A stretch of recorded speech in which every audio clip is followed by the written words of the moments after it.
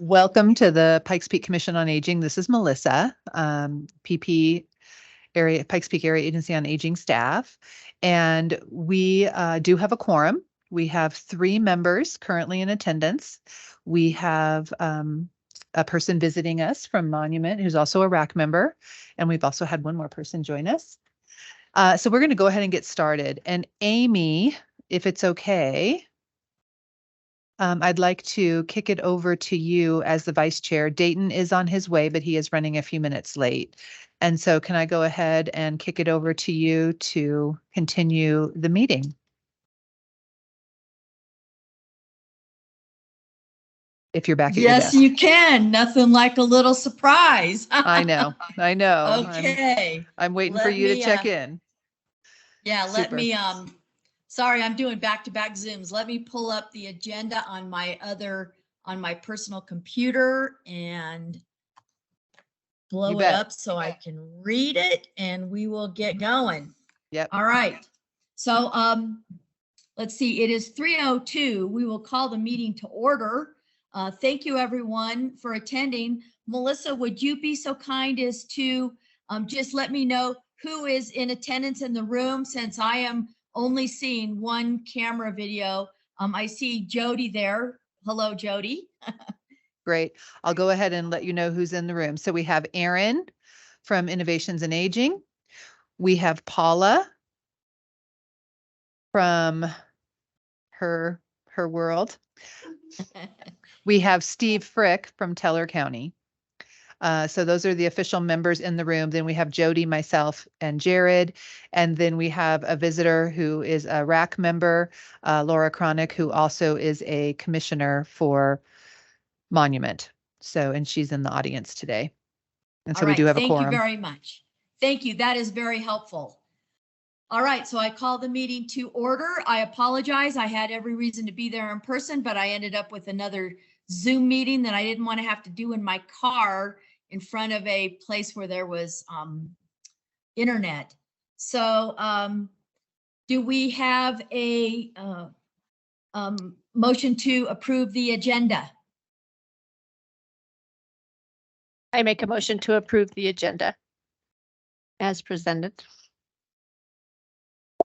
I'll second that. Right, thank you. I'll just make it easy. Does anyone oppose that motion and second? All right, I will deem no voice as approval of the agenda.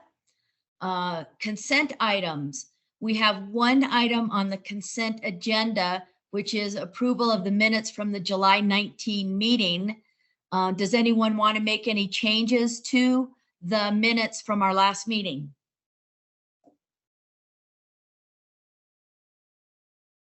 I see no changes necessary. Have a motion to approve? I make the motion to approve. I'll second that. All right, thank you. All right, anyone opposed to the motion? I will take that as approval of the minutes. Thank you very much. All right, we are now at public comments. Anyone in the room? I know that I don't think we had anyone sign up to make public comments, but since our goal is to hear from anyone on the issues that we're trying to solve on behalf of seniors, does anyone like to make a public comment? So Amy, this is Melissa, and I would like to jump in and share a few updates to this. We had been looking at having 2 individuals come and present today during open comments, one to share on family caregiver issues, the other on kind of the digital divide and social engagement. And we are going to continue to work on getting those 2 folks here. There was a request to have a phone number for someone to make a call in, but we do not have the ability for a person to call in on these meetings. That's a little bit more complicated when we need to do that. So, and I don't know, Jared, if you want to explain it a little bit more articulately than I could. So having a phone number to call in is a challenge for us. So I'll just kind of go on that. This is Jared Verner, PIO for Pikes Peak Area Council of Governments. When we were making the transition from Zoom to Teams, there were 2 meetings as the setup was happening that didn't have call-in features, the board of directors and this meeting. So while we can, it would require us to cancel the series and reestablish. So we so far have opted In to virtual just meetings.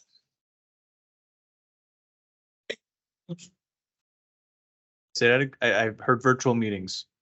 Sorry, I do understand the challenges of hosting virtual meetings and all the different nuances that present themselves. So I guess we will just wait to see if we can get these folks to come in at some point. Yep. So Thank you, Jared. So I think we can move on to the next item. Okay, action items. Input on the questionnaire. Now, I know we were going to run the questionnaire by a couple folks who we thought had issues. We could use that as a tool and a feedback mechanism to find out if our questionnaire has been dialed in a little bit better. Was that going to be Paula, and did she get a chance to use it on her contact?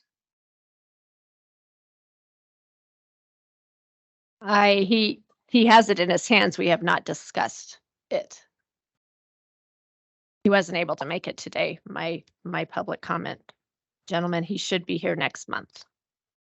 Okay, excellent. So it looks like we haven't given it a test drive. So have any of you had a chance to think about it? I reread it today to chew on it to see if we think it is going to serve the purpose as a tool to help us get input and then figure out if information to be able to move on the challenge that's been presented.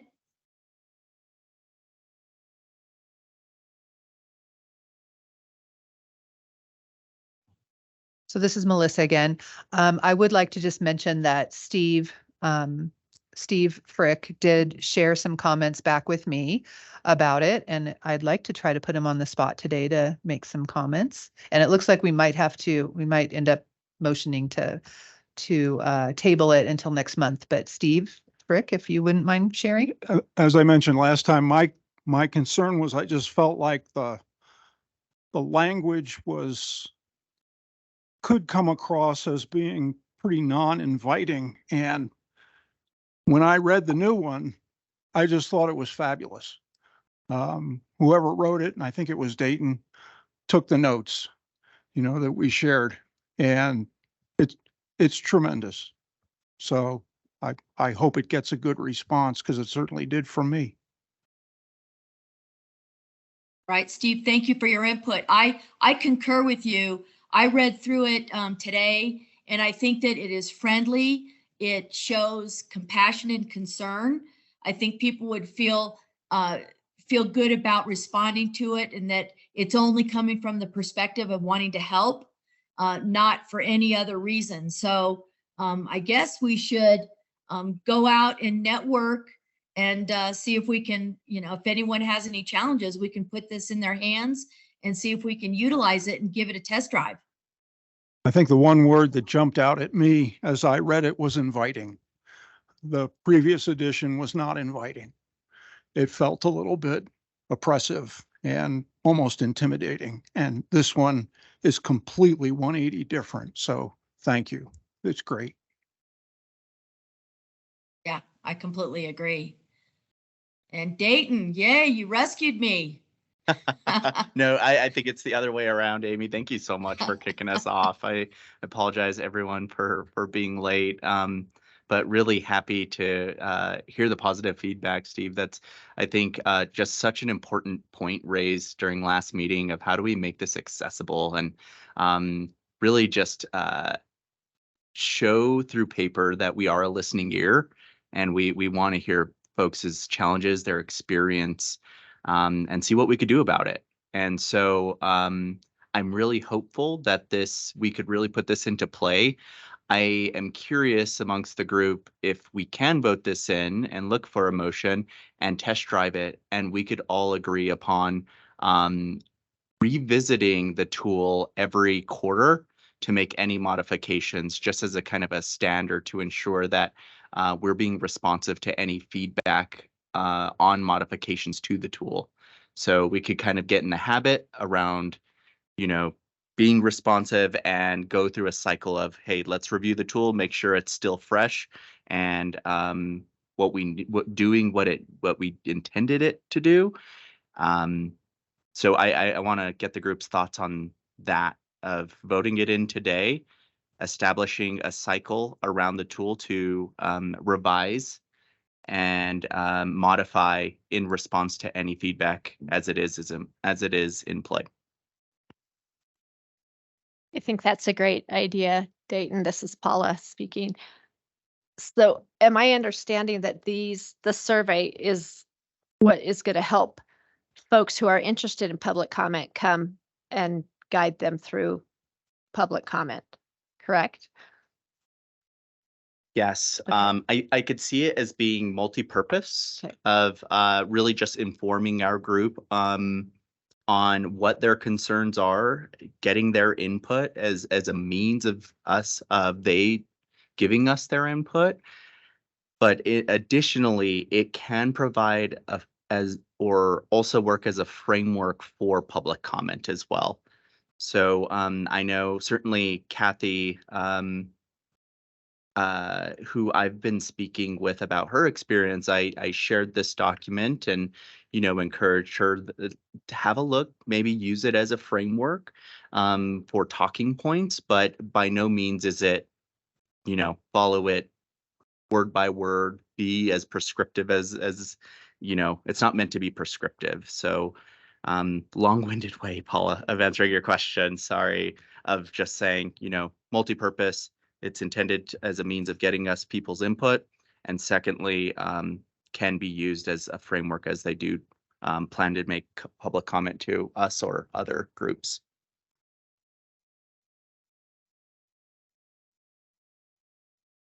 I love this. Sorry. I love this. I think it's easy to read. It's simplified. We can still grab the data from this and use it to make our decisions.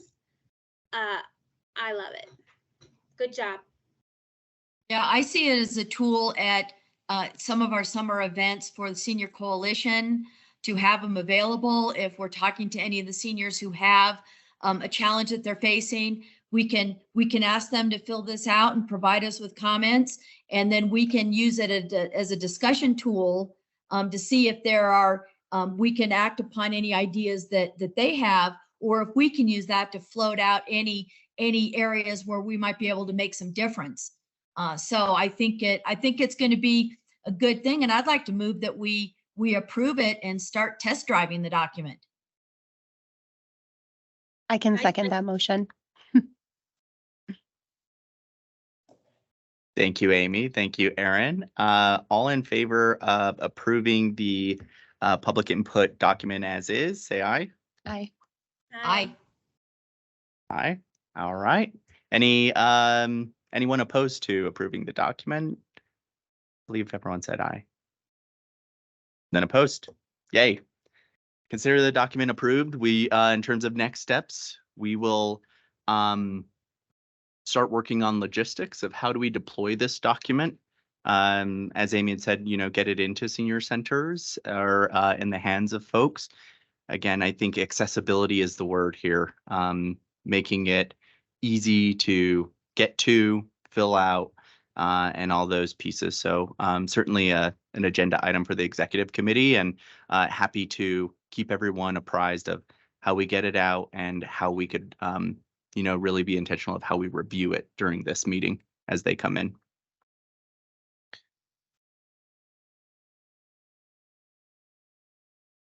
Yes, happy to do that. And so we will go ahead and circle back to public comments. And I believe we have a person on Teams, Kathy, who is, I met her at the Colorado Broadband listening session, and I'll let her introduce herself, but she shared a little bit of her experience in Teller County, and just thought it was so compelling, and has just really been top of mind. I know certainly amongst this group in a lot of our conversations. So I invited her today to share her experience and yeah, give public comment today. So Kathy, if you don't mind introducing yourself and yeah, let us, yeah, whatever you have to say. Thank you. Okay, my name is Kathy Gu. I do live in Teller County. I'm right on the Teller County Park County line, so I'm between Florissant and Lake George. And I built out here 5 years ago. I can see Highway 24, so I'm not totally remote.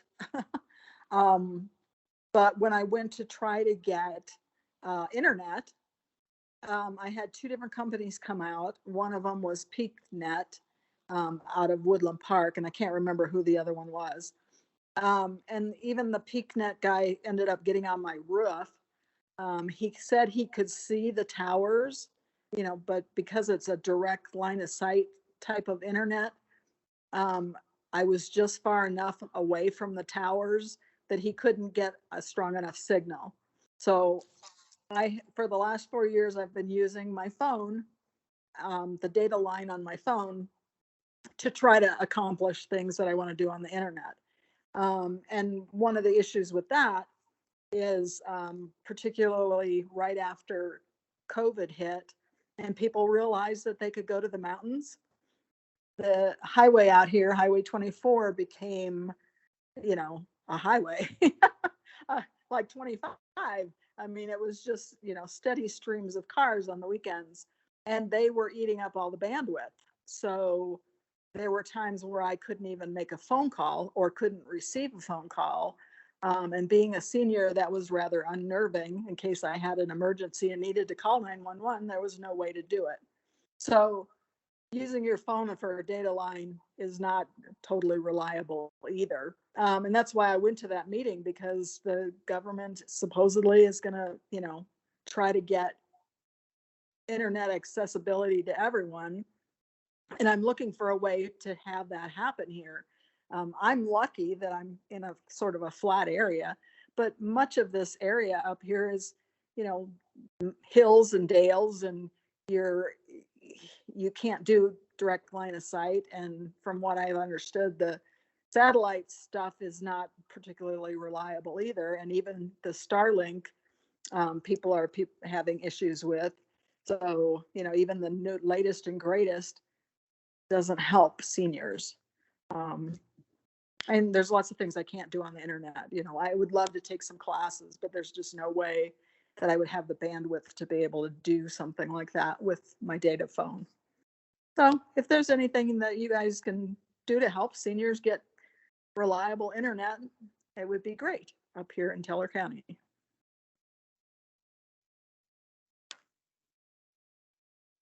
Questions?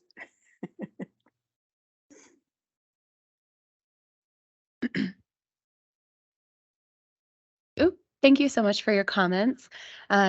Digital equity is top of mind for innovations in aging right now. There is a federal program that's coming down across America, and the United States government is paying states to figure out who doesn't have internet and to change that. So there's kind of three parts to the system that they're looking at, to barriers and reasons that people wouldn't be able to get online. One is you don't have the fiber network. One is you don't know how to use a device, and one is you don't have access to a device. So we're looking from these three angles on how we can get everybody connected to the resources available when we have internet access. So currently, the state of Colorado is conducting a survey to find out who doesn't have access and why. Next year, the state of Colorado is going to fund a program to fix the problems. So it's really important right now for us as individuals to let the state know who doesn't have access and why. And it's important for us to help people who don't have access get access to the survey, because unfortunately we live in a digital world and the United States of America is using the internet to find out who does not have internet. So is the reality of the situation. But the great part for us here is that Colorado has recognized that that's a problem. So they are engaging local community-based organizations to help fill the gap for people who don't have internet access. And Innovations in Aging is one of those organizations that is helping with the survey. So if there is a way that I can connect with you, Kathy, to see how we can get your voice on this survey. Do we have your email address? Dayton's shaking his head that he does. I can send you the survey.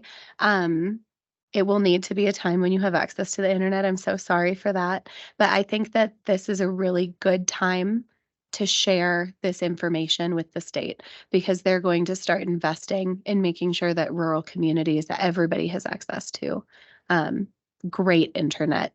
I always forget the word. Is it fiber? Is fiber good internet? I should know this. Dayton, is it fiber? Yes, fiber. The fiber internet is good. So, but making sure that not only we have lines laid down there, that we have the wireless access that we need, but that it's actually quality, that it doesn't go out every time it rains or when the wind blows. So does that help, Kathy? I know it's not an immediate change. Yes, yes and no. I mean, I'll be happy to answer any survey. I would like to see some sort of, I mean, I only got into this because I went to that meeting. You know, how many hundreds or tens of thousands of people up here don't know that this is going on? And I would love to see some way of getting that information out to my neighbors and, you know, to my community. So if you have any suggestions for that, please send them along. I can help. Go ahead, Amy. I see your hand up. Yeah, Kathy, Amy Mitchell, I'm actually a Park County Commissioner also. And we have been working in Park County. We only have 31% of the people in our county served for the speed requirements, upload and download that the governor and the president has outlined. But I live 10 miles west of Lake George, and I feel your pain, and I live in your world. In your area, it may be possible to, I'd have to talk to your Teller County commissioners, and I know that all three of them very well, that if there's middle mile going up 24, which I believe there is, if there's a Teller County company that is working to spin off broadband from the middle mile along 24, a neighborhood project to where all the neighbors buy in to have fiber laid into that area. That's a possibility number one. I live in an area where we'll never see fiber ever in my lifetime because I'm in the middle of the national forest. I've used satellite internet to a great expense and not good performance. I use Starlink, and it has served me exceedingly well. And for the price, I don't think that I could get anything better outside of having fiber laid to my home, which won't happen. So I would be happy to connect with you directly, find out if you are interested. Starlink needs a north-facing line of sight to the satellites. And if you've got a north-facing line of sight, I think you would be very happy with its speed and reliability. From what I've read from the inside the next door, there is no customer service to that, and there is no apologies when there are outages. There have been numerous times when people have just gotten a notice on a text message saying it's down, and that's it. One person spent the $500 or $600 for the equipment, and within 3 months, the equipment went bad for whatever reason. And Starlink made no apologies, said you could buy $600 worth of new equipment. You know, so that gets a little pricey if you have a power outage that takes your equipment out, or for whatever reason his equipment failed. So those are just a couple examples of yes, it sounds wonderful, but maybe it's not always reliable either. Okay, Yeah. then Oh. maybe your best solution would be is to contact your county commissioners and ask them if they have plans to go into your neighborhood. Probably, I would guess, going up Taylor 1. I'm on 24, but yeah, I know where 21 Okay, is. well, even off 24, I would contact them and find out what plans they have to get access, because they're the ones that really got the purview to try to help get the build out in Teller County. Okay, I appreciate that, and I'm actually a dual citizen, so I'm also a Park County Nice. person. And- So you know, so- send me whatever I can do for Park County too. Thank you, Kathy, and thank you, Amy, for a really rich conversation. I love that recommendation, Amy, especially as there will be an open public comment period for the digital equity plan, which is planned to be published toward the end of the year, I believe December or January. And that will be a great time to review. We're talking about right now, we're in the phase of collecting information and getting an idea of the problem, but really getting inside of what the action is. What is the plan, and what are we going to do about this now that we have all this information? And that digital equity plan will be published toward the end of the year, and will be open to everyone to give their feedback on what the state has come up with. And in terms of accessibility, I know it's certainly on the radar of this group of how do we think about public comment and make it accessible? And I know, yeah, we've had multiple conversations on what that looks like. So just be on the lookout for that, because we're about action, and I think that plan will show what they're going to do with that information and what the plan is ahead in the next 5 years. Dayton, can I ask 2 questions? Sure. And then I realize we need to keep moving on. First of all, I'm curious, Kathy Gu, how you heard about the meeting that you attended? If you could answer, Kathy. I'm trying to think. I cannot remember. Well, if you do, let us. I think what I was doing was I knew that the government was, had this money out there, and I thought there was a grant. I thought it was at the level that you could fill out the grant forms. So I was looking for the grant form to see if there was some way that, my local community could do that. And I think that's when it popped up on whatever site I was on, that Wow. that meeting was happening. Well, thank you for that. And then the next thing that I'm just going to mention to all of our commissioners and other folks is the access to the Nextdoor app. And even though folks, have digital divide issues, if there's a possibility of getting word out on Nextdoor, we'll have to think about that a little bit more. And I will leave it at that and let Dayton take it on from here. Thank you, Melissa. Kathy, thank you so much for joining us this afternoon, and really, really appreciate you sharing your experience and yeah, overall joining us today. I hope some of the connections and information you got today was valuable and helpful for you. Sounds like there's some connections you'll be making with Aaron and Amy, so I'll let you guys kind of take it from there. But thanks again for joining us. Thank you. All right, all. So with that, we'll go ahead and move to item 6A in membership committee. And I will give the floor to Paula if you have any updates from that front. I don't have any updates membership people wise, but I did get the email about looking ahead to next year's slate of officers.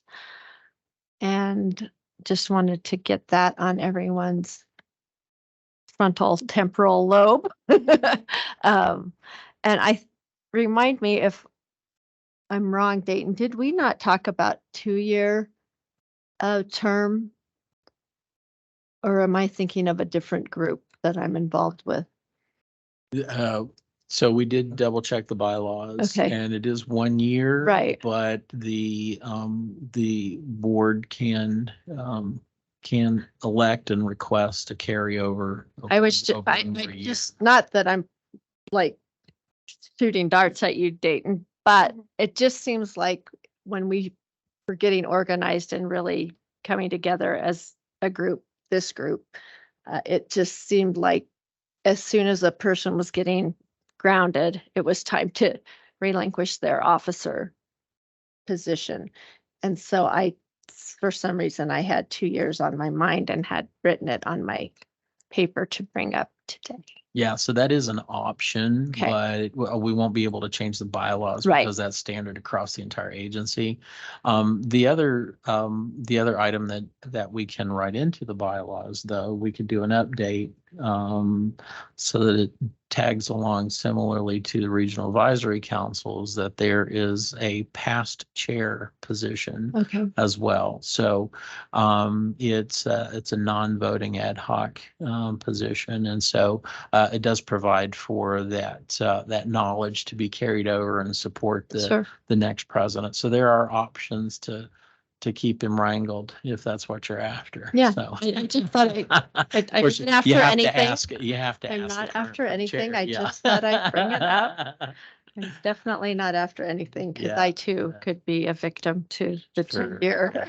So yeah, 2-year plan. so really, just I would encourage you to have that conversation officially, and then you would bring that before the membership process. And Dayton's aware of the process. We like I mentioned, we had that conversation. But yeah, the membership chair can Okay. proceed with that conversation.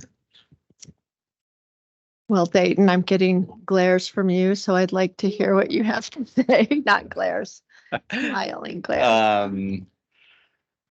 No, I think it's an important conversation given our bylaws. The statement in there is clearly 1 year, and I want to be respectful of that with those caveats that Jody mentioned. And I love the idea of adopting what the RAC is doing with an immediate past chair. I also am interested in hearing amongst our existing group if there's any interest in becoming an officer.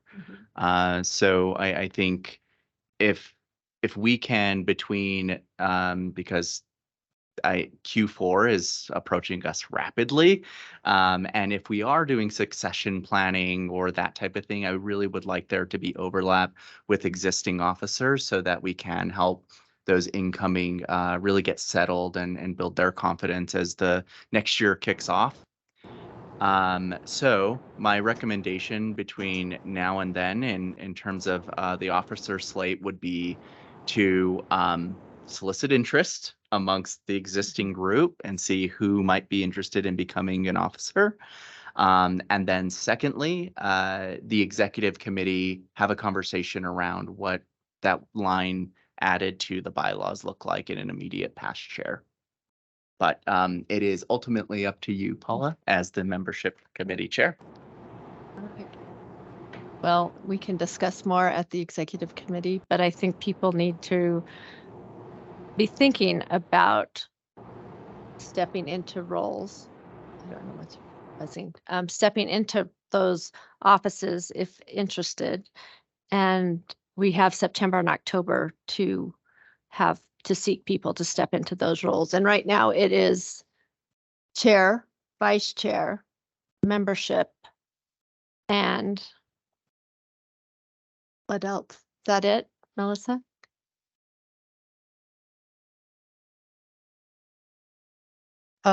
Really, yes. And so the policy, but Kathy Cirillo Smith did indicate that she could potentially be the person who could attend the PPACG board, legislative meeting. So she might be able to chair that committee. So But as far as officer positions to fill, it would be chair, vice chair, and membership. that's it. Yep. Okay.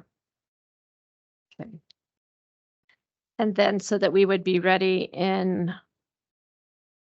November to elect. So nominations would be September, October, and voting would be in November. And then those folks would take office January, correct? Ideally, Yes. yes. Okay. All right. Can I ask a question? Do we have roles and responsibilities written somewhere for executive team? It's in the It's bylaws. in the bylaws. Okay.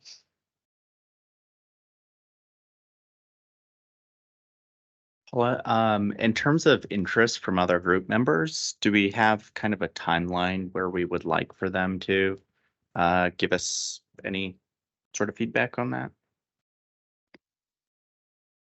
Sure. Well, the executive committee meets the first Wednesday of every month. So that would be September 6th, maybe?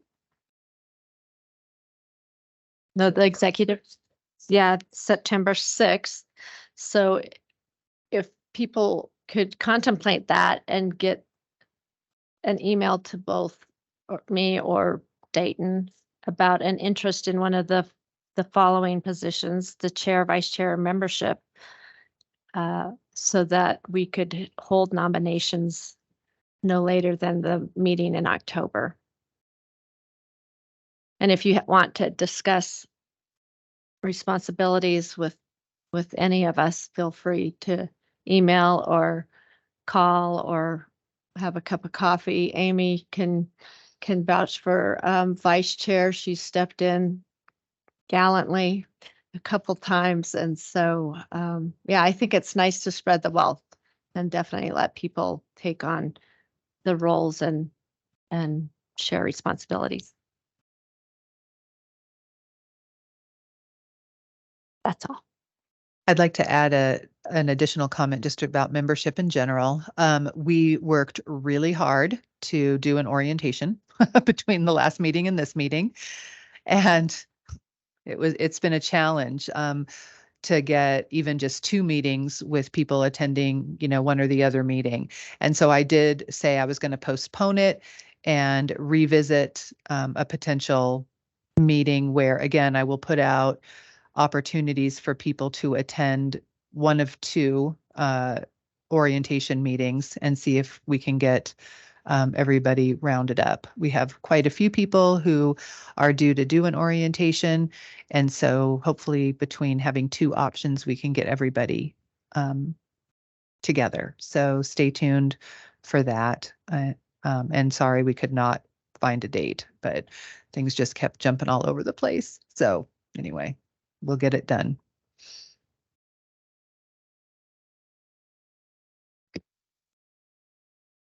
Thanks, Melissa. And thank you, Paula. Really appreciate everything you've done on the chair on the membership committee. Really do.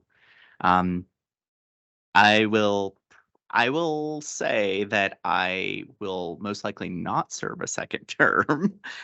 So highly encourage folks who are interested in the chair, including Amy as vice chair, to really raise your hand. And I am a big proponent around succession planning and ensuring that those who are replacing me are coming into a really sort of stable setting. So not a kind of wipe my hands clean and walk away type of person. I'll make sure anyone who does get into this role, which is so important for this group, is well equipped and confident as they do that. So there's my plug. And fire, hopefully. Okay.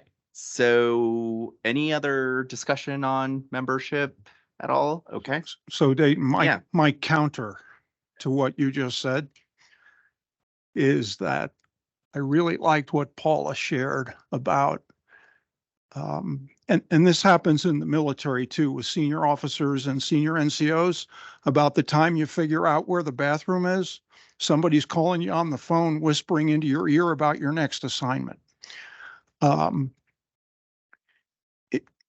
It takes a while to get the hang.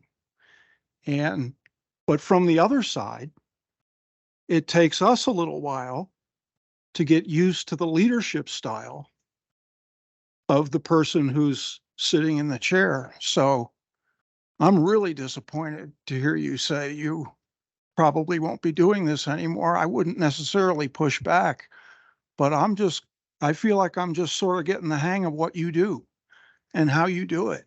And I like it and I'm used to it. And I don't want to move to my next assignment yet. You know what I mean? So that's my tiny little counter. And I'd have to echo Steve, just because being on the commission when we didn't have this cohesiveness and we didn't have strong leadership, we've come so far to where we are right now, sitting with a solid executive committee and a group that really has vision and is moving forward. And that's Definitely on that.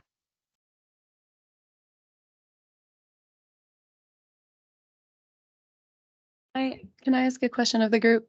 So is it on, is this something that we're talking about? I just pulled the bylaws up. So to think about changing the bylaws so that it's 2-year appointments for officers? Is that something that we're wanting to talk about? No, so we'll just be 1 year. And within the PPACG system, it's 1 year, Okay, but we've been able to wrangle by a full majority vote offer having a second. okay, And then we have been able to build in the past chair position. So okay. while we can't set a chair position leadership at 2 years, we have other ways to get up to 3. Okay. Up to 3 years of service. One year, 1 year. No. So first year, Uh-huh. second by majority vote, Okay, past chair. So, okay, yeah. So it's actually, we're doing that right now under Regional Advisory Council. And there were some other extenuating circumstances that, why we decided to do this and, get it passed. okay. But it does allow for that experience, even by the person who served 2 years as chair. Again, Mhm. first elected, second elected with majority vote, third as past chair. They don't hold a voting position, but they hold all the other experience and speaking into the processes and procedures, as well as the subcommittees, and also serves as a position to coach the current chair. So Okay, literally, they sit right next to each other, and there's less coaching coming from me mhm, to that new chair mhm. than there would be otherwise, which has been a real help. So, Okay. yeah. No, So, that's not up, so that's not even up for. yeah, we can't Okay. add a second to the Okay. bylaws, but like I said, we've over the last several years have worked out the way to make sure that we can have that continuity year after year. Okay. The other thing I'll share is that if you're currently on the executive committee, it's not a natural assumption that you ascend in that order. It is certainly desired that you be part of the executive committee before rising to vice chair or full chair position. And of course, anyone who might throw their name in the hat for an executive officer position has been, they can show that they've been a regular attending member and involved in the processes and procedures. So that's very important to consider. But just because someone is on the executive committee doesn't mean that they're naturally move into the next position. Okay. So for example, Amy could say, no, I don't want it. Hmm. And someone could leapfrog. Okay. All right. Thank you. So I just have one more question, Dayton. So you are not interested in continuing, and you will then, if we want the post for the past president or past chair, that could happen. And if that happens, he's not a voting member.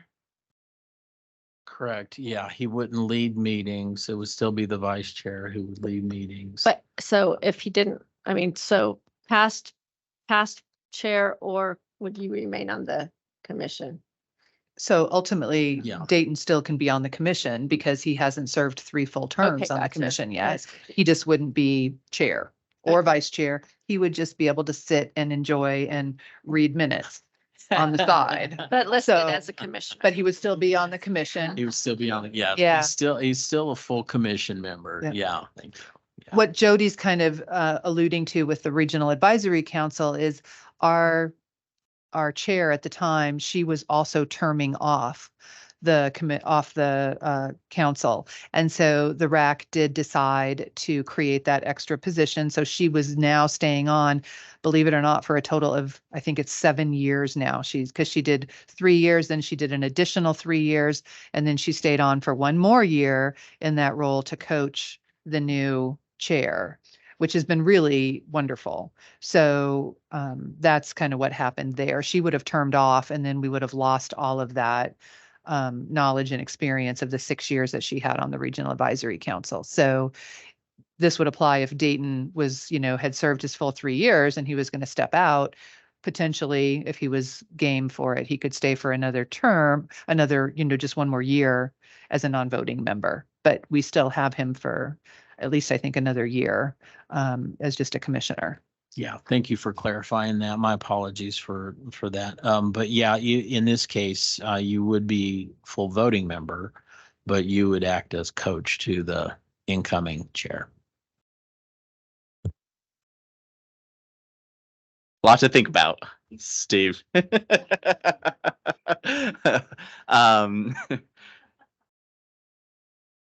Yes. Yeah, great conversation, and certainly want to give others an opportunity to step in the role and be respectful of the bylaws as well. Also, just kind of taking everyone's capacity into account. Definitely, and it's in my top of mind for me in terms of my capacity of what I can and can't do. So, all right, moving on here to 6B in the policy committee, and Amy or Kathy Smith, I will let the two of you take the floor on that front, please.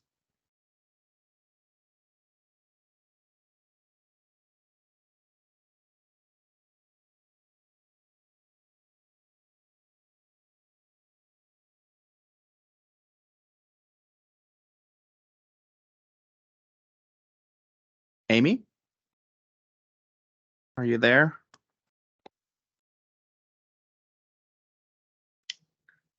No? I can hear you. Here, let me go to the chat.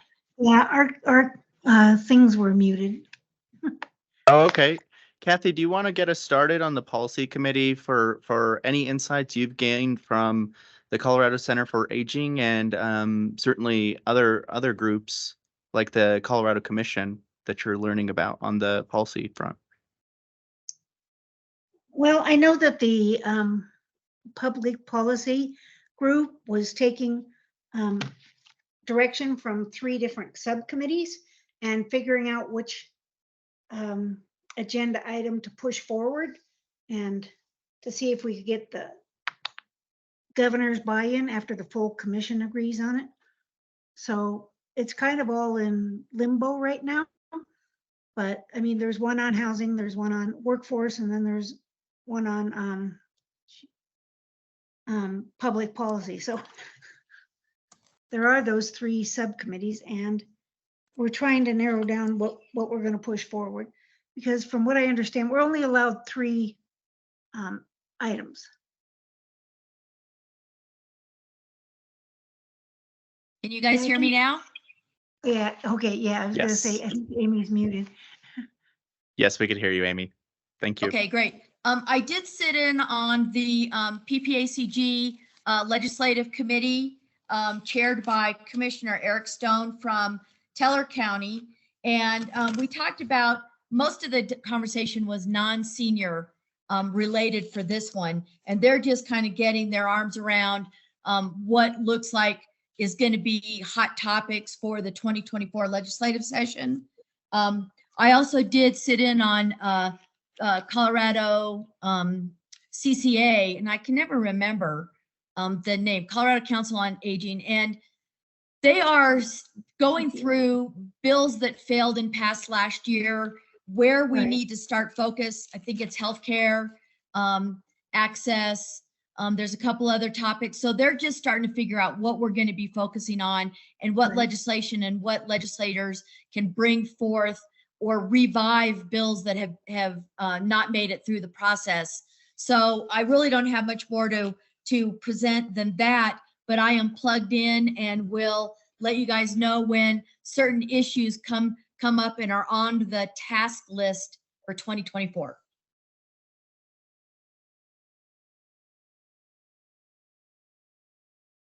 Thank Yeah, you, there was Amy. some debate about the housing.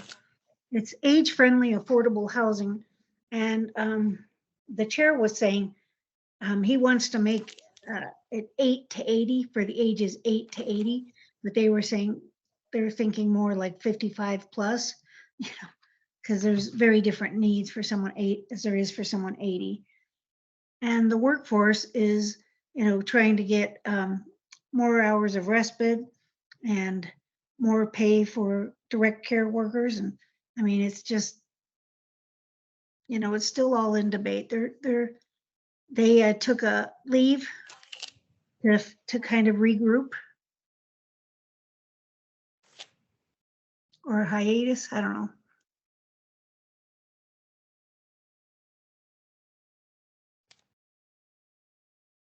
Thank you, Kathy. Thank you, Amy. Really appreciate you both keeping your fingers on the pulse of what's going on that front. Yeah, please keep us posted. And I think something really quickly, Amy, that I want to continue to have top of mind as we have these conversations around policy is how do we connect the dot to our communities? What does this mean for our community?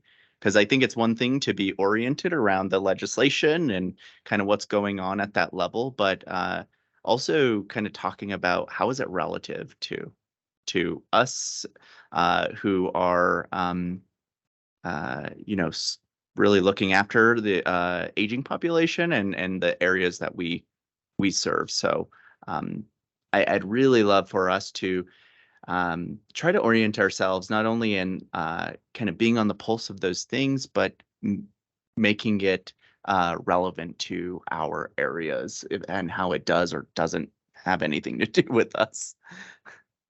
Yeah, and just one more comment. Jody did sit in on that meeting also, and I think one thing that we could really push forward, and we could get consensus across all of these different entities that work on legislation, is state funding for senior services and funding AAAs, because counties and regions are so dependent on the services that are put through the AAAs that I think that could be one area that we could really, I think, get consensus across the state, if nothing else. The other thing that they talked about were construction defects to try to get more like condos or multi-living that aren't apartments, because there are some challenges with some construction defect laws that make it not affordable through the insurance and construction area to be able to do that building. So that's kind of blends both in senior housing and affordable housing. So those are the two things I think I just put it in your mind and think about. how we drill it down to our local area, but that's where we amend bills and put recommendations in on bills to make sure that we don't get left out for something that might be a little bit more focused on a different area. So I will shut up. Okay, well, I do know that they're pushing for a 5 million increase for AAAs. But how, if they get it approved, don't know how exactly that's going to be spread over the whole state. I would think it'd be by population, but that hasn't all been finalized yet, what they're going to push forward. But there's so many, like these grants for housing and stuff. There's so many different financial things that are going to be pushed forward. So there's no way to know what's going to get approved and what isn't at this point. You know, we'll just recommend what we feel is most important. But there's also a grant for nonprofits. I forwarded that information to Melissa, I think last week. So there's several financial things going on. And you know, Silver Key has started their building. They're going to have 13 units. They just broke ground, and they're supposed to be for low income. And they're having grab bars installed, or they're looking at having grab bars installed everywhere. So they're trying to find, you know, an effective cost system for that. And, you know, their Meals on Wheels is going strong. They just took over transportation and Monument. So the Monument transportation system kind of went down. So they're taking seniors from their homes to the service center. And so, yeah, that was part of that. I had to Thank call you, all the Kathy. seniors and tell them, yeah. Yeah, really good insight into what they're tackling. And luckily we have Jody in the room whenever we're talking about AAAs. So Jody, I'd be really interested if you have any insight on some of those things going on.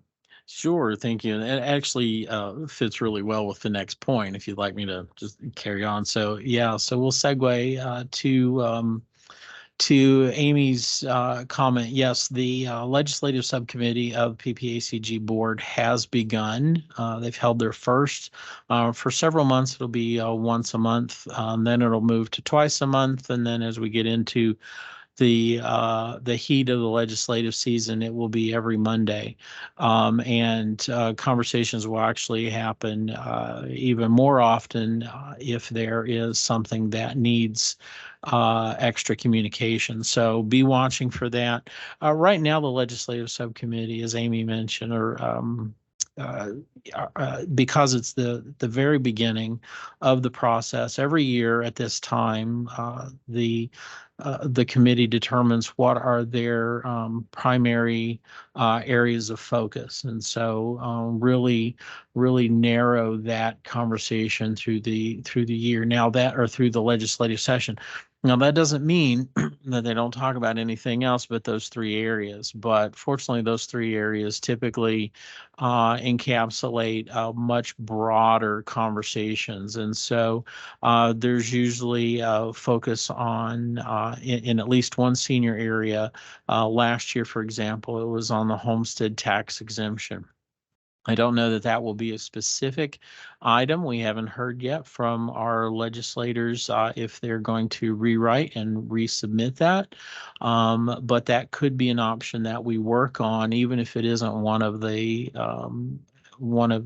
focus areas. But the legislative subcommittee will be working on that. They do have some pretty regular scheduled meetings that they do with our local and regional and state level representatives.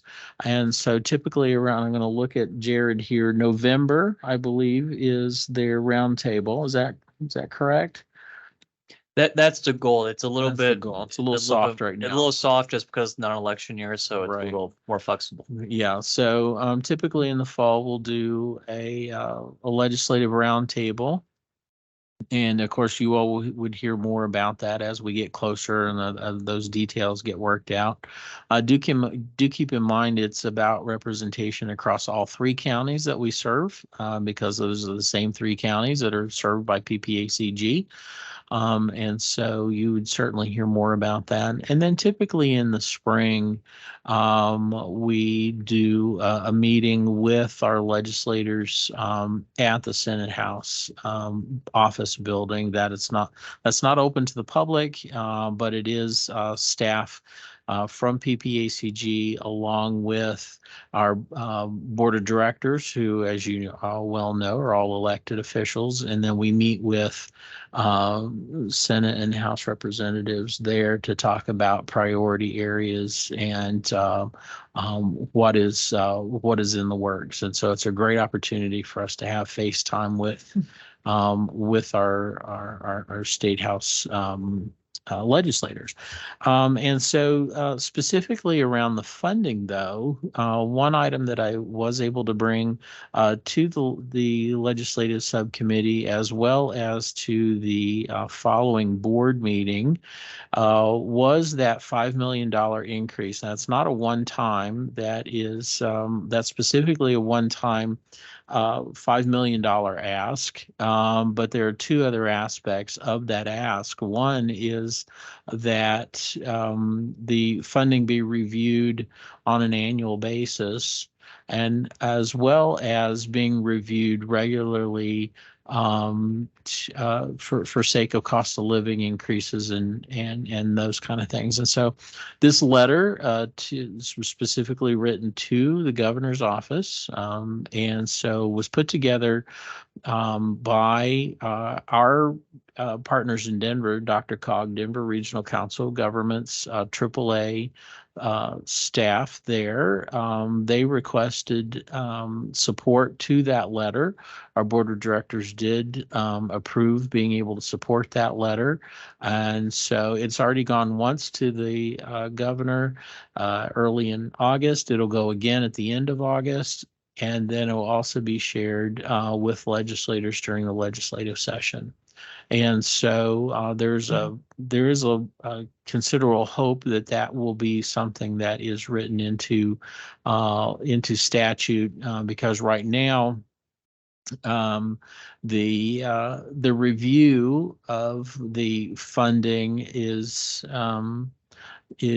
not done in a way that keeps up with either inflation or as community programs, as some other community programs get reviewed. And so to Kathy's question, how to be distributed, all of our funding is distributed using what's called an interstate funding formula.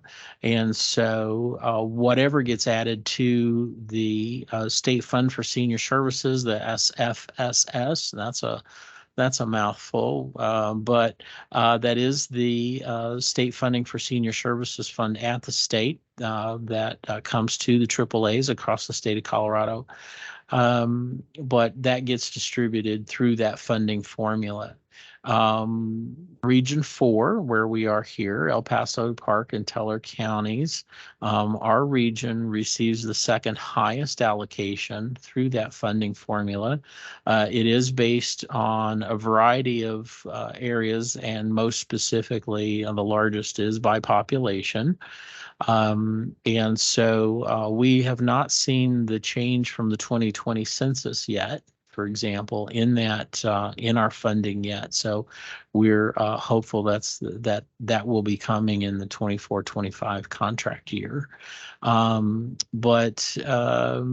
Yeah, so the other funding area is a Senate bill that was passed in 22 that was passed without funding, without planning as to how it will be distributed or how much.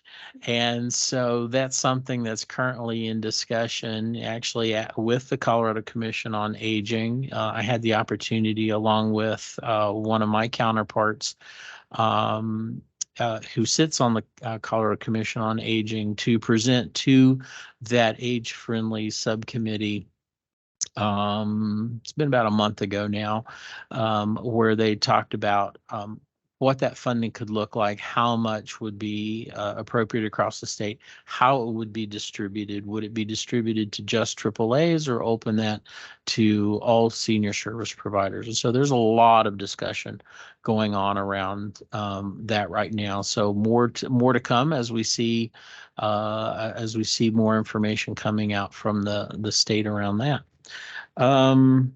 As for PPACG board items, I'll just move into 6D.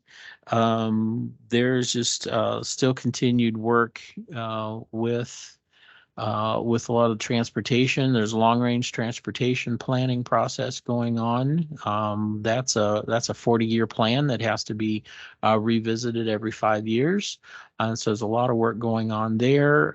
There is also some efforts going on around housing, and Kathy mentioned, Kathy and Amy both mentioned the housing concerns. While it seems like there's a lot of housing, especially in Colorado Springs, I was running an errands part of town I hadn't been in for what didn't seem that long, but there's new buildings. I couldn't see the same landscape as before. And so it seems like there's a lot of building going on, but there are concerns around the ownership style, like the condos Amy referred to, and how that relates really to all ages. This isn't just, families, but when we talk about housing from our perspective, from the aging perspective, we're looking at someone who can no longer live in that 3, 4, 5 bedroom home, and how do they downsize if there isn't something to downsize to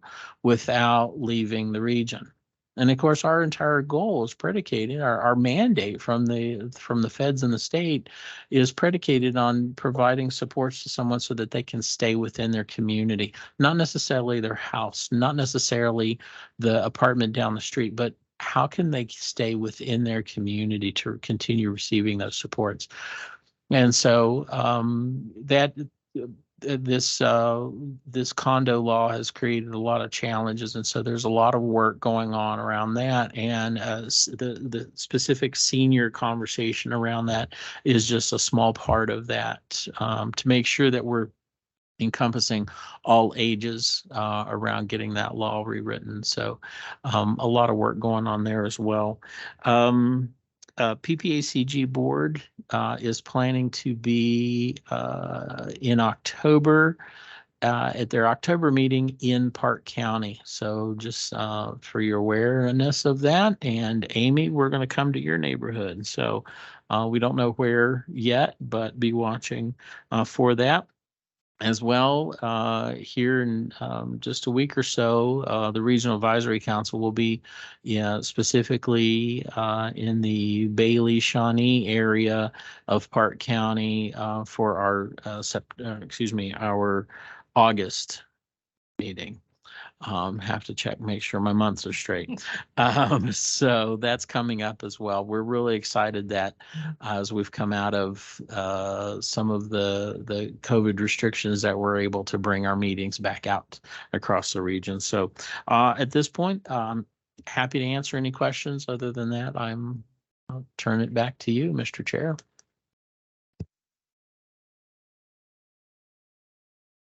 I have 2 questions. One is, so you made reference to the purpose maybe of PPACG and your being related to aging in place, like what the funding that comes down from the federal government. Is there a document that I can refer to for that? Sure, that's the Older Americans Act. Okay, so it's in That there. is our federal mandate. It's the Older Americans Act. It was written in 1963, and the Older Coloradans Act was put into state statute in 1974.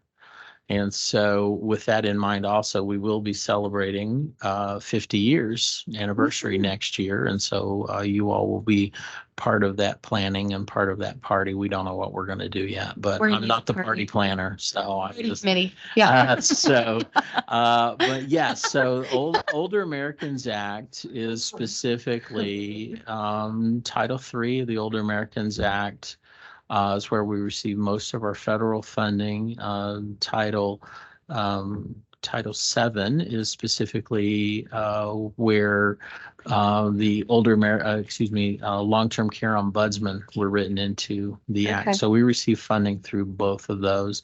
The Older Coloradans Act is the state level interpretation and policies and procedures that we follow as we access those funds. We contract with the state on a 5-year cycle. And so we're Okay. just finishing up 4 years of that current contract.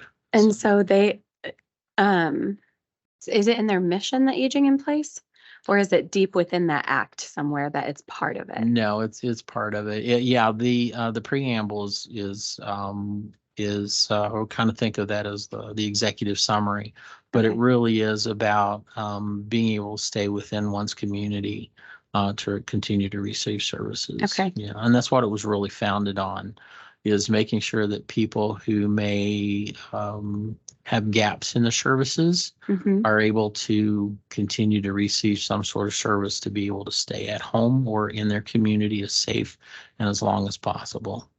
So that comes from the federal government, and it's pretty much the same. The Older American or the Colorado version is pretty much the same, just more state specific. No, fortunately, it's much shorter. Oh, good. But it does dictate how the state manages the program within the state of Colorado, because every state has to have their own act as well as their own policies and procedures, depending on their own internal policies and procedures at the state level. So I will follow up, Jody, if you don't mind, to talk to you more about that later, because Sure. this makes me wonder about funding opportunities for the work that we do and how we would frame our messaging around funding. Because if the United States prioritizes aging in place and aging in community, and that's where they're giving their money and that's where they're directing services to older adults, if that's their ultimate goal, my brain just exploded Sure, with sure. ideas. So Yeah, I won't so take everybody's time. You know, it was the concept of age friendly before age friendly Yeah. was a thing, before it was Yeah. a known entity. And so it really is That's cool. about how we do that. And there are very specific areas that we can fund and can't fund. For Mhm. example, we can't fund housing, but we can work on a variety of areas that assist with housing, much to the homestead tax exemption that allows someone the portability to downsize and keep their tax exemption. So Do I have time to ask why we can't fund housing? Do we have time for this question? Do you think? No. Okay, I'll follow up with let's you later. talk later. Okay. Yeah, it's yeah. My second question that I had really quickly for you was, you mentioned a letter that you're taking to the state legislature. Mhm. What is that letter? That letter is that's the one that was put together by our partners up in Denver. It's the AAA office in the Denver region, which is 9 counties around Denver Metro. And if you would like to see that letter and add the Jared awesome. put up the letter. Thank you. It's 2 pages, so you might not be able to read through the whole thing. Okay. But if Innovations in Aging would like to add their logo and signature as a signator to that, I would be very happy to pass that along. And pass that along. We're collecting that right now. Yeah. We also reached out to all of our contracted providers to give them that opportunity as well. So we're very excited that several were able to take us up on that. Okay. Thank you. You're welcome. Thank you, Jody. All amazing information and so interesting on what's being invested in. Yeah, and fingers crossed that something results from that letter, that from that collective effort on that. Okay, we'll go and move on to the chair report. I don't really have any updates. I was going to bring up the slate of officers and kind of where I am with that. But we had that conversation, and we'll continue that conversation. Going on to strategic planning now. May we do the timeline first, because I suspect that'll be a little bit faster than reviewing the goals and objectives. So, Melissa, if you could help orient around that a little bit, I'd appreciate it. So again, a reminder that the Commission on Aging wants to strategically think about once a quarter, being able to share with the PPACG board, either as a commission, information that matters to seniors, or having a senior themselves presenting during open comment. It was brought up to do it kind of during open comment and just really being kind of casual about it, in the sense that it, coming to open comment and just doing a 3-minute update. But as a commission, we can try to get on the PPACG agenda with a more robust presentation if we want. But when we initially talked about this as a executive committee, it was just trying to, just have that 3-minute, hey, here's the latest kind of issue that is being looked at, some information, similar to just what Kathy shared today, what interesting information she shared about where she lives, and, the gap in trying to access the internet, so the goal was to have, kind of strategically work towards having something to share to the PPACG board once a quarter. So that would have meant that we were trying to get something done between now and December. And I did get a heads up at some point that the September board meeting, I think, is full. So we have to focus on doing it in October. And so that's just kind of where we're at. And in the future, I can make sure that we literally kind of put up that little timeline. So for me, it's always super helpful to see a visual of, here's the time. But, so then if we wanted to try to do something in October, and again, do we want to just do a 3-minute open comment, or do we want to have a more formal, 15-minute presentation that we want to do? And, we can decide one way or the other, and then try to work toward making it happen. Thank you, Melissa. If I had a suggestion on the way we go about it, because we did talk pretty at length about it during the executive committee about the approach. And I think since we have our goals and objectives, which essentially could function as our strategic plan of this group, that we kick it off with a formal presentation and getting on the agenda rather than public comment, maybe in the November timeframe, I think is probably most realistic. For us to all get on the same page with these measurables and what we're all really bought into and how we're going to accomplish those things. And then going in with, something to be proud of during that presentation in November and what we're looking forward to in 24. So I would certainly set the stage during that board meeting, or we collectively set the stage for that board meeting of what the COA, what the Commission on Aging is focused in on, and how we're going to accomplish that. And I think given that timeline, we could really be intentional with our communication with the RAC and Jody and the AAA, and ensure that also innovations, making sure that we're not duplicating efforts, stepping on toes or what have you, but really our strategic plan being complementary and amplifying to the efforts that we're aware are happening around us. So that would be my recommendation, that we look to get on the agenda in November. We communicate with those around us. We solidify our goals and objectives, which will be our strategic plan. So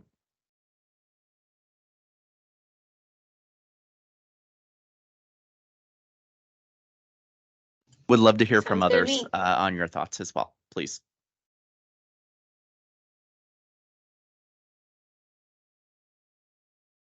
Yeah, I think that's great. I'm assuming this is the first time we would be presenting to them. Am I correct in that? Yes, that's correct, Mary. Yeah, so if it's our first time we're presenting, I think it's great to share with them what we've laid together, right? And what we're doing. And so I think a formal presentation would be great. And then it allows a lot of time for questions too.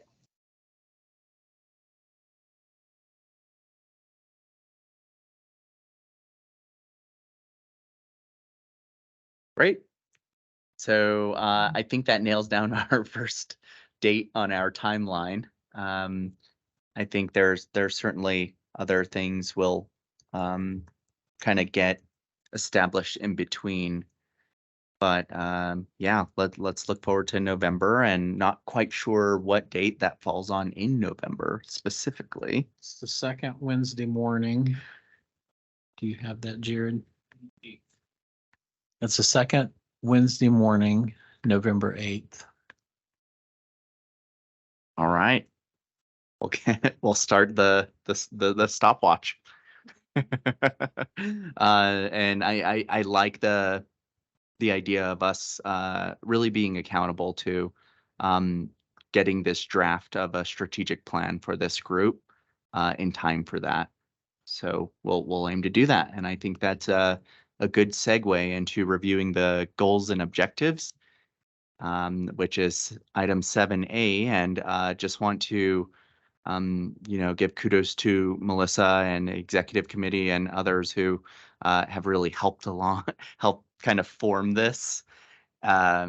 It's been in the works for a few months now. So I think going through this, we originally had this approach of doing breakouts and like us kind of grouping together and having conversation, but given the online presence and the in-person presence, I think going through each objective and kind of looking at all three under those and having conversation around which one makes sense to go with and lean into.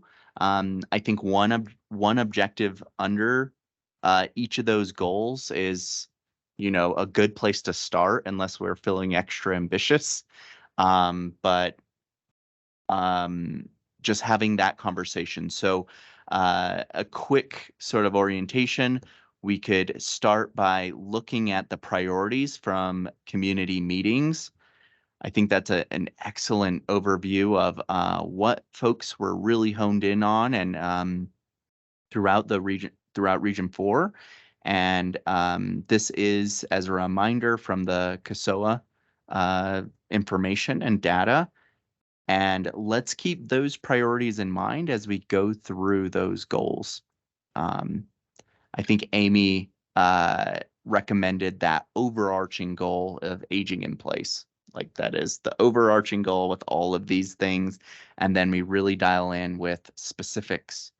So with that said, we're going to look at goal 1, which is enhancing accessible and affordable healthcare, and then look at those 3 goals under and open to feedback on which one is really most attainable, which one it aligns with those priorities, as well as the CASOA information there.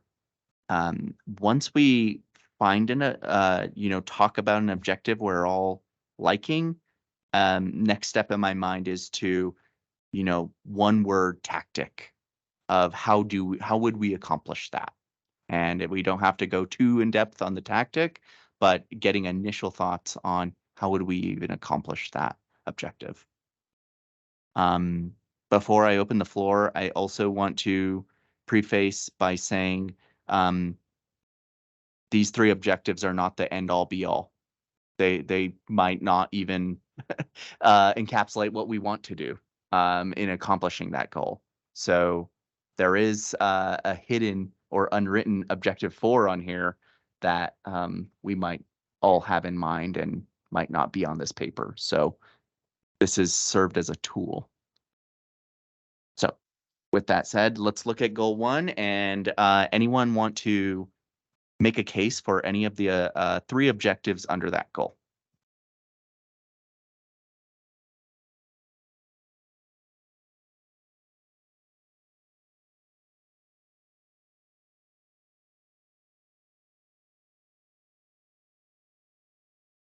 So I do know that with the 2 Steves have given much feedback and much thought to all of these objectives.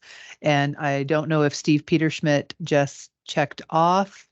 I don't see him on the call anymore. I have his information in front of me. Dayton, you do as well.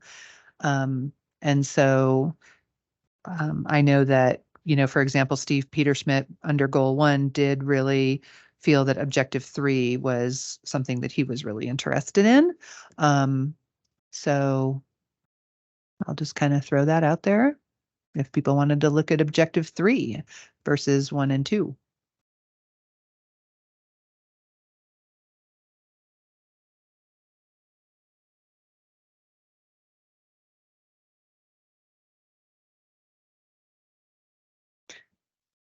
I personally would aim to, yeah, I would, objective 3 certainly is second on my list. Objective 2 in terms of fostering partnerships for comprehensive care is number 1 in my mind, especially given the age-friendly framework and the convening that's going on in our community. I think there is certainly something to be said around the comprehensive nature of age-friendly and convening the diverse stakeholders in that. I also want to recognize that age-friendly is unique to El Paso County, so just want to throw that out there as well.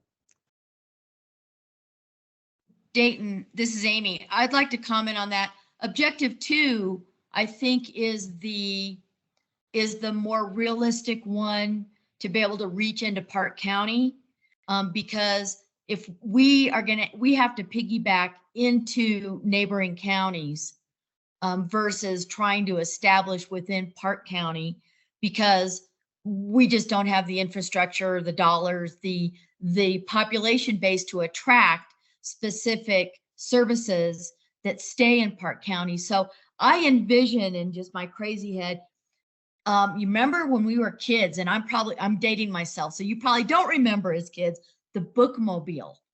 We had bookmobiles that would go into the neighborhood. Well, we could have a physical checkup mobile or something where we could take that into the more rural areas and say, let's just gather at the senior center in the pockets of population and have seniors come and let's just talk to them about where they're at and see where they may need help. Just crazy idea, but I think that could help us more reach all the rural areas within 3 counties.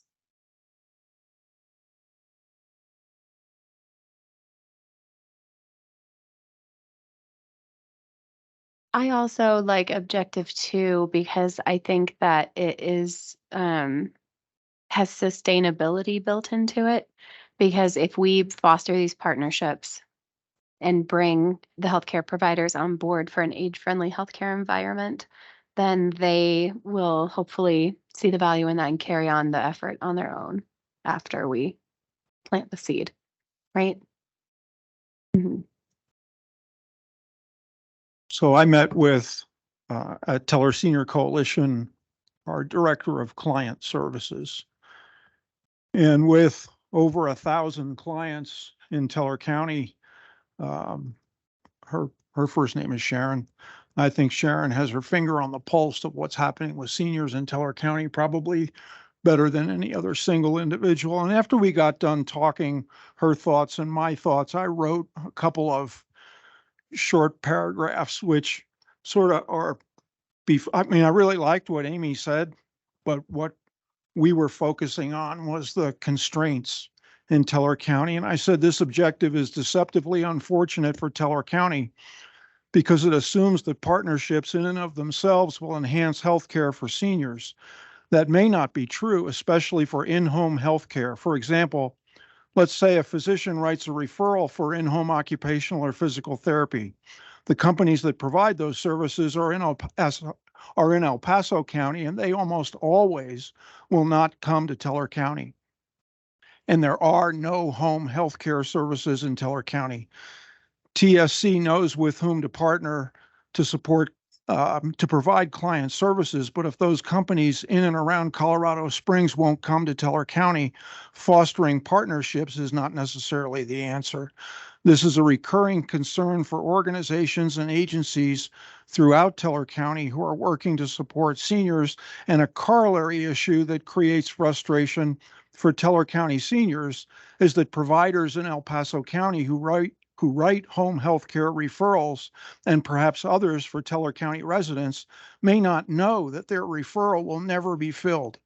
And with the Advantage Plan difficulties, and that's a whole nother thing that I wrote in a different spot, this creates false expectations and unanticipated problems for Teller County seniors.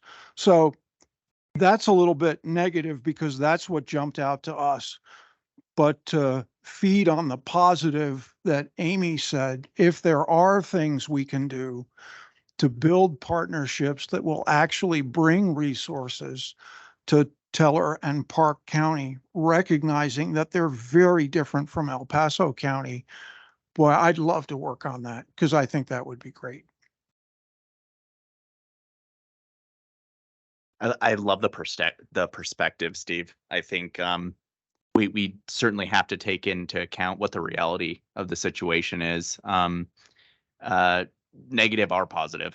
And I think what comes to mind to me whenever it comes to fostering partnerships and creating collaboration is a lot of the time it leverages the assets within the community. So what collaborations exist and what collaborations should exist, and how do we shepherd that collaboration to happen? Is it a matter of communication? So I automatically am going to like tactics for whatever reason, but I'm thinking of, is it a matter of an awareness point that those who are writing prescriptions for in-home healthcare are unaware, and how do we get the awareness around that and begin to problem solve around that? I think there's certainly something to and making a difference in fostering these partnerships in these throughout the region, and it would be a really cool thing to see some groups flourish as a result of us kind of pairing people together, convening folks as we can, and recognize what's going on. And just to take into account or reinforce a little bit further, the priority areas is one of them is access to medical care. And I tend to define medical care as very broad in my world. I live in this world of social determinants of health and things outside the walls of clinics or even clinical care impacting health. And so I think having this, identifying where those collaborations can really flourish and benefit folks in those different communities, would be an amazing thing to see. So, and I think it would be measurable, right? I think the Affordable Housing Network, or now the Pikes Peak Housing Network, wasn't formed until folks were brought together in Colorado Springs. And so, comparably, I think there's something here to be had if we were to shepherd conversations in a similar way. I like to share my opinion if that's okay. I hear what you all are saying. Just being in the healthcare industry, people are at capacity. They are tapped out financially, staff workloads, wait lists. And so I think about this objective, and there has to be goals within the objective, like you said, Dayton tactics. But also we're really relying on the partner then to follow through. And that takes a lot of autonomy out of our hands to make sure that the objective is checked off and done. And like Steve has said, it depends on the partner and their capacity. So I would lean more to objective 3. I think it's more realistic to actually be accomplished. Because I know we can create partnerships, right? And we can have collaborations, but what happens after that? And I think that we lose the momentum. We can do an easy pass off and nothing actually happens. So I would lean more to 3 because of the capacity and the workload that healthcare industries are in the mix right now.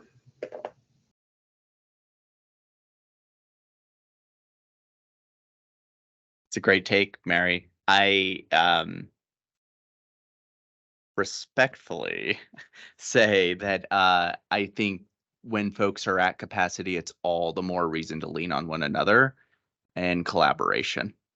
I think distributing the burden makes things easier to attain.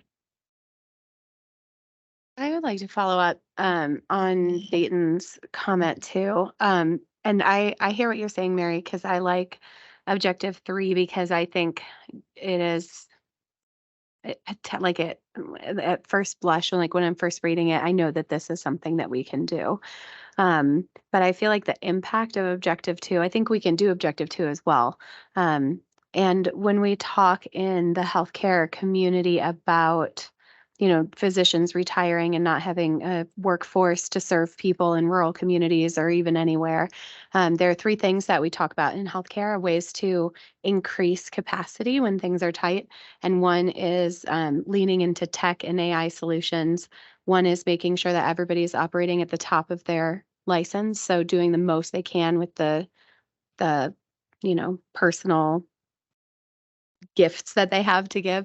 And the third thing is care teams and working together and collaborating within a healthcare space. So either in a clinic or a hospital, making sure that people are talking to each other across industries.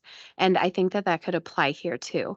So not just thinking about within one clinic or within one hospital system or within one healthcare model, but collaborating care teams across the county and across our whole region, I think would be great.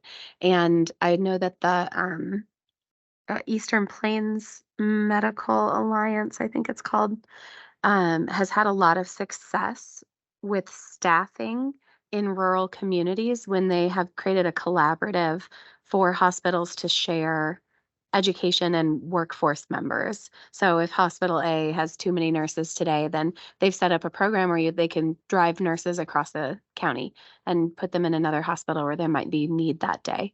So I could see something like that working for partnerships in the Pikes Peak region. Thank you, Erin. Mhm. Kathy Smith, I want to make sure you have an opportunity to Okay. talk. Yeah.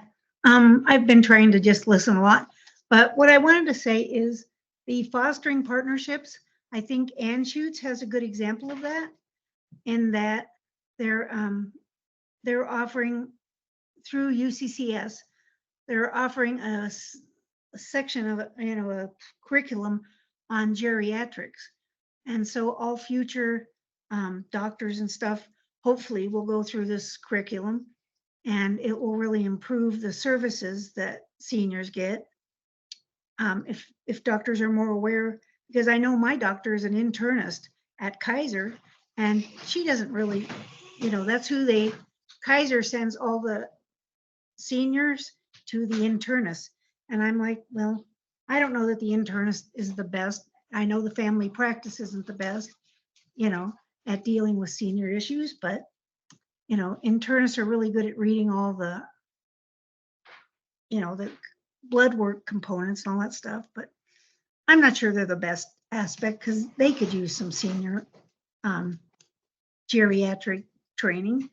And the other thing I wanted to say is the healthcare services and accessibility, when she was talking about the vans, There used to be a couple of them here in Colorado Springs, and I don't remember if they were by Peak Vista, but they would park near the libraries and they would take blood and,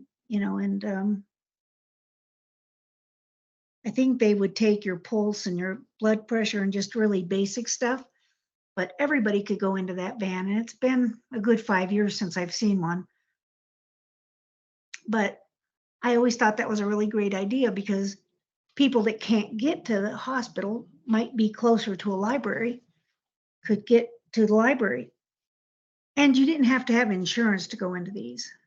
So that was another thing. People that don't have insurance have a really hard time, or people that have Medicaid have a really hard time getting medical services because there's such a limitation on, the Medicaid dollars just don't always meet what the clinic wants. So that's part of the issue.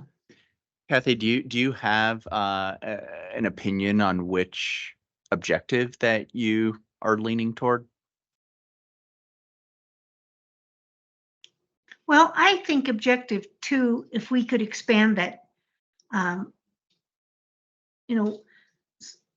senior citizens are supposed to, or I don't know, geriatric people or whatever are supposed to become 60% soon. And so I think that, healthcare providers really need to understand age appropriate care. So I think actually 2 and 3 kind of go together a little bit. But the health education for both the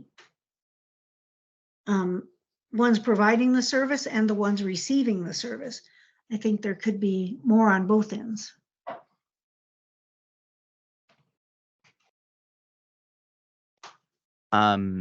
So with that said, if I could be so bold to say it sounds like objective 2, and I with that I want to say really appreciate, Mary, your caution and perspective on both objective 2 and 3. Steve certainly thought objective 3 is a little bit more attainable. Steve P. So with that, and I'm happy to be corrected, but it sounds like objective 2 is the one that we could most likely lean into, and certainly we could put a tactic to objective 2, which I think I already threw some out, so we could move on to the next goal if everyone's okay with that.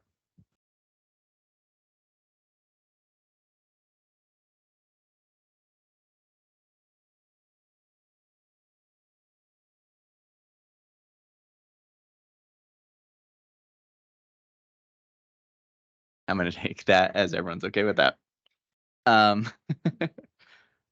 Yeah. I did want to add, and I'm sorry I didn't say this sooner, but one thing the State Commission is working on is they're trying to push that all new housing be 10%. They're calling universal design, so that it can fit people with disabilities or elderly, because they're not always the same. But so that's one of the things that are written into that.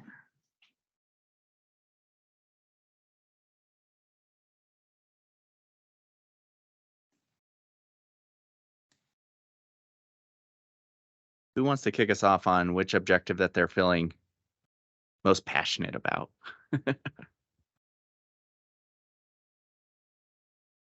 I'll kick it off, Dayton. Thank you, Amy. From Park County perspective, I would say the drastic difference in responses, if we look at the CASOA, this is a huge can of worms, because El Paso County in housing, they're at about 49%. Park County, we're at 35%, and that's because we have none and we have no way to build it because we do not have any infrastructure. So I would say that we're going to have to get really creative on figuring out any way we can bridge El Paso County, and into the rural areas in transportation. We've done transportation studies. We're working on it. Not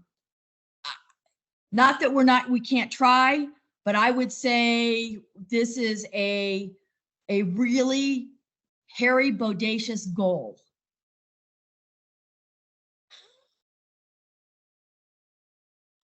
Love it, Amy. Nothing like a BHAG, right? I mean, it is 4 years, so might as well aim high. And I hear you. So, are you just for clarity's sake for me, Amy? And I'm sorry if I missed it. In this specific goal here, let me pull it up. Sorry. Are you looking at objective 3 in terms of advocacy for age-friendly infrastructure and policies that support this?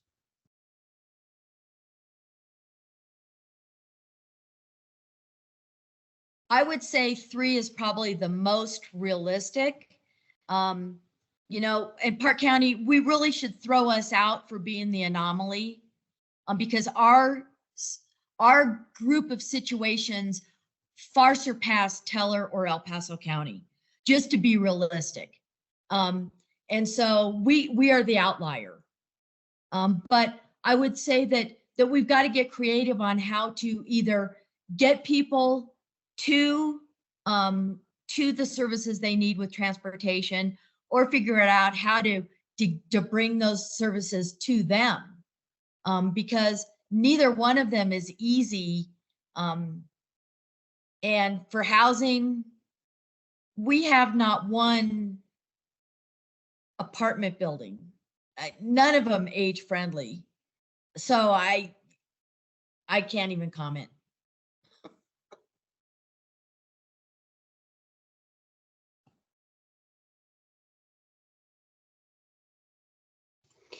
So when I read this, I think about maybe just the people who are in communities who are already doing stuff, right? Duplicating the efforts that are going on. I know there's a lot of efforts in affordable housing, and there's a lot of efforts in transportation. So my vote is for 3, just because I know there's so much movement in those areas, and we can really give attention to the age-friendly structure and support, and we can latch on to innovations with the age-friendly 2.0 model to really hone in into this objective. So my vote's 3.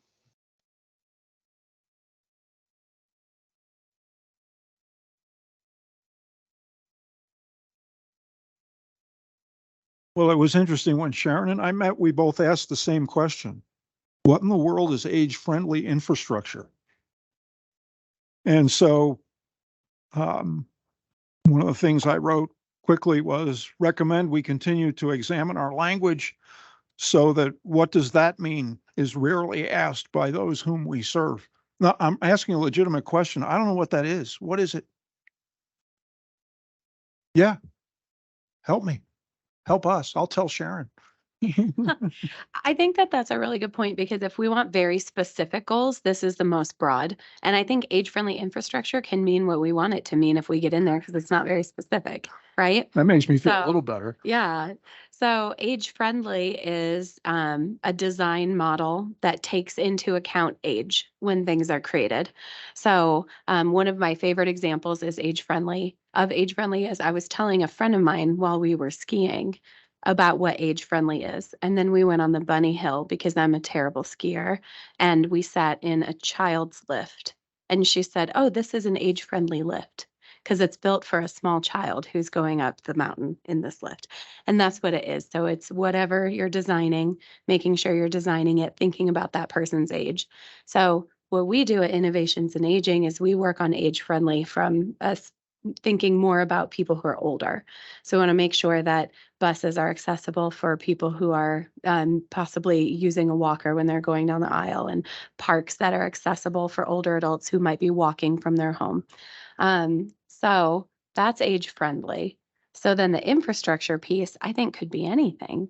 It could be parks, it could be transportation, it could be housing.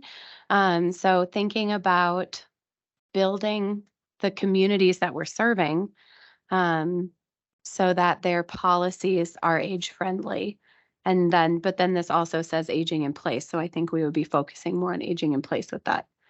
How's that, Dayton? Got anything? No, I love it. Okay. I would kind of, my eyes float right back up to the goal. So housing and transportation. So the infrastructure that has to do with housing and transportation. And as you'd said, as things are being thought about, and all of the efforts that Mary had talked about, that older adults are taken into account. Good. So we're ensuring that their voices are in that, and the nuances, challenges, and things that are unique to older adults are taken into account as all these things are going on. Well, that's the world we live in at the Teller Senior Coalition, particularly with transportation. So, and I'll tell you what, the number of clients has just exploded in this last year. And a couple of months ago, we had a record-breaking month where we provided more than 1,000 trips for primarily seniors in 1 month. 1 month. That's a lot of gas. Yes, it is. That's what Kathy says. We say, boy, we're doing a lot of trips. And our executive director says, would you like to see the gas bill? Where you stand depends on where you sit. Hear you. Immediately, I don't know why I'm in tactic mode today, but if we were to lean into objective 3, what comes to mind is, again, Mary, you're so insightful of like, there's so many efforts going on, and how do we enhance these efforts? Can we be a listening place for older adults with these initiatives that are going on? The Homestead Act, I think, is a perfect example of like, this is going on, and we could be those people that are bringing awareness that this is going on and making sure that their voices are heard.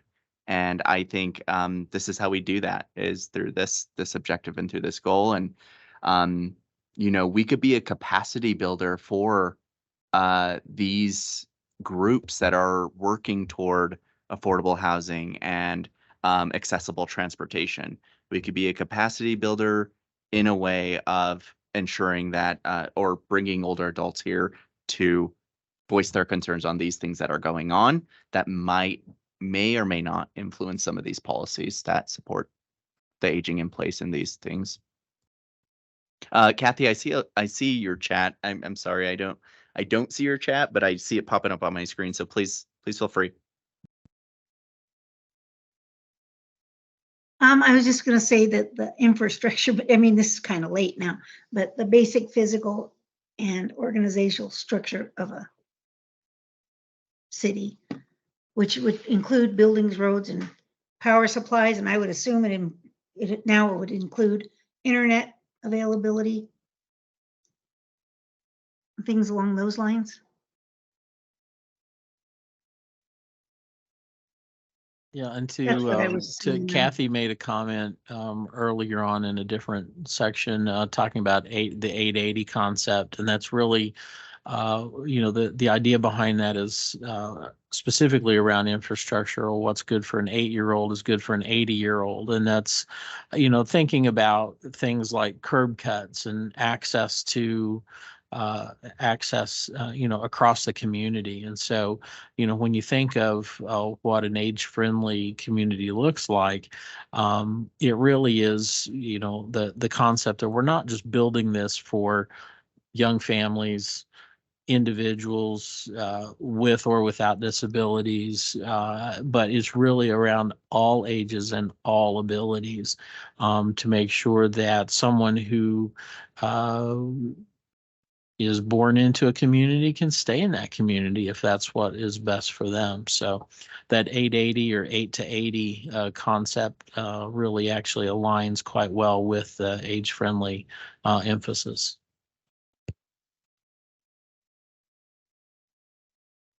All right, I want to ensure everyone has had an opportunity to talk on this goal.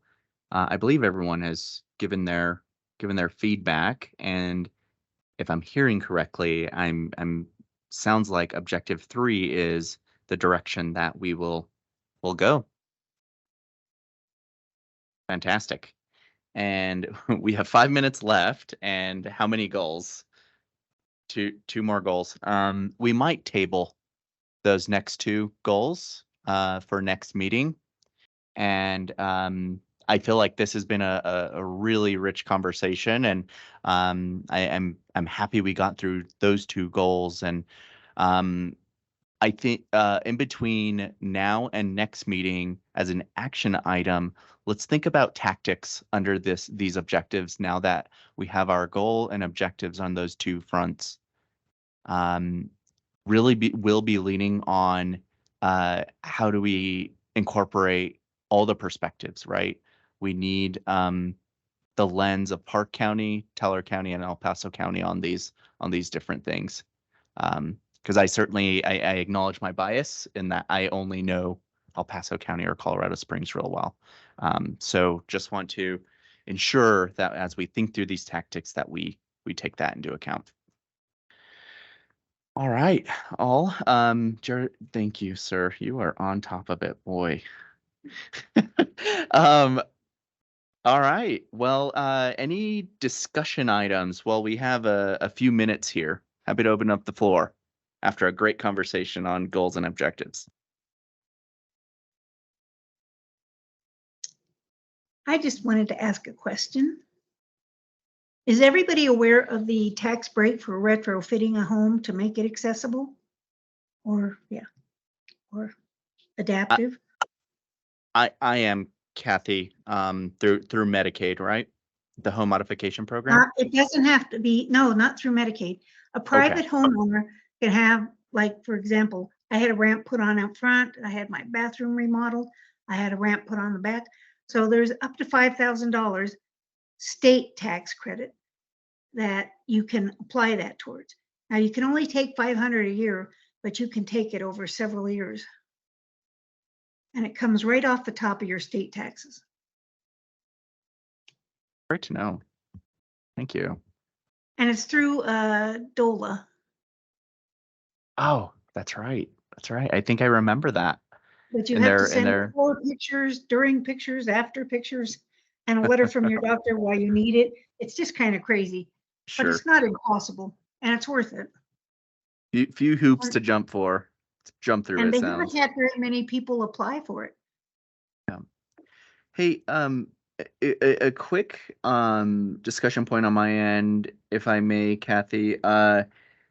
If we can, the Colorado Commission is coming to Colorado Springs and hosting a meeting here in town. Do you know when that is? It's on the agenda. September. Yeah, It's on the bottom. Here. It's supposed to be September 22nd, but somebody said something about September 11th, but I don't know if they were kidding. Yeah, it looks like September 20th. But it's due, September 20th. Thank you for that, Melissa. And it'll be at Garden of the Gods. So certainly encourage us to be there, because I think great connections to be had and great conversation to be had during that. Next, I just quickly, while on the topic of housing and transportation and age-friendly in general, I've talked to folks across the state on this of how do we sustain age-friendly communities throughout the state, and what is the framework? What is the messaging around age-friendlies? What is the case around age-friendly? Why do it? Why should communities do it? And I think an asset-based approach needs to be adopted when speaking about age-friendly communities. I think there's so much value to be talked about in the fostered collaboration, and also the return on so many of the initiatives that flourish out of the age-friendly